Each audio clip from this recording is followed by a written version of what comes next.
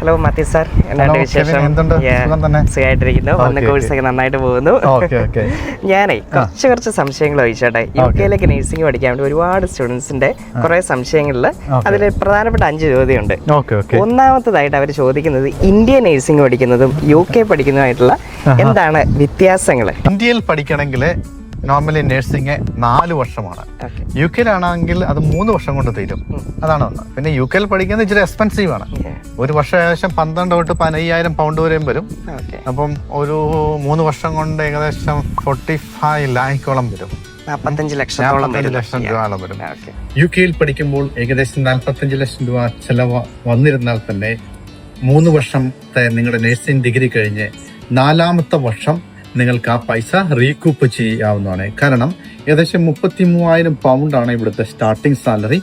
ഏകദേശം 40 ലക്ഷം രൂപയാണ് ഒരു വർഷത്തെ ആനുവൽ സാലറി.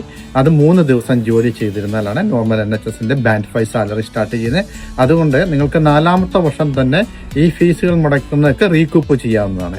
പഠിച്ചു കഴിഞ്ഞാലുള്ള ജോലി സാധ്യത എങ്ങനെയാണ്? ജോലി സാധ്യത ഇപ്പം വരെ നമ്മൾ കൊണ്ടുവന്നിരിക്കുന്ന എല്ലാവർക്കും തന്നെ ജോലി കിട്ടിയിട്ടുണ്ട്. UK വന്ന് അവർക്ക് നേരിട്ട് രജിസ്ട്രേഷൻ കിട്ടുവാണ്.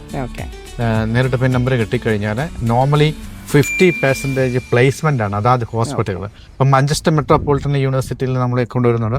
അവിടെ ആകുമ്പോൾ ഏകദേശം 5,000-ഓളം ആൾക്കാർ ജോലി ചെയ്യുന്ന ഹോസ്പിറ്റലാണ് അവരുടെ എല്ലാം പ്ലേസ്മെന്റ്. നോർമലി അവിടെ വേക്കൻസീസ് വരും. അവിടെ വേക്കൻസീസ് തന്നെ അവിടെ തന്നെ കയറാറുണ്ട് പിള്ളേർ. പ്ലേസ്മെന്റ്സിന്റെ ഗുണമെന്ന് പറഞ്ഞാൽ നമ്മളെ ട്രാക്ക് ജോബിൽ അപ്ലൈ ചെയ്യുമ്പോഴേക്കും നമ്മളോട് എപ്പോഴും ചോദിക്കുന്ന കാര്യമാണ് എക്സ്പീരിയൻസ്. അത് ഇവിടെ പഠിക്കുന്ന കുട്ടികൾക്ക് ഉപകാരപ്പെടും.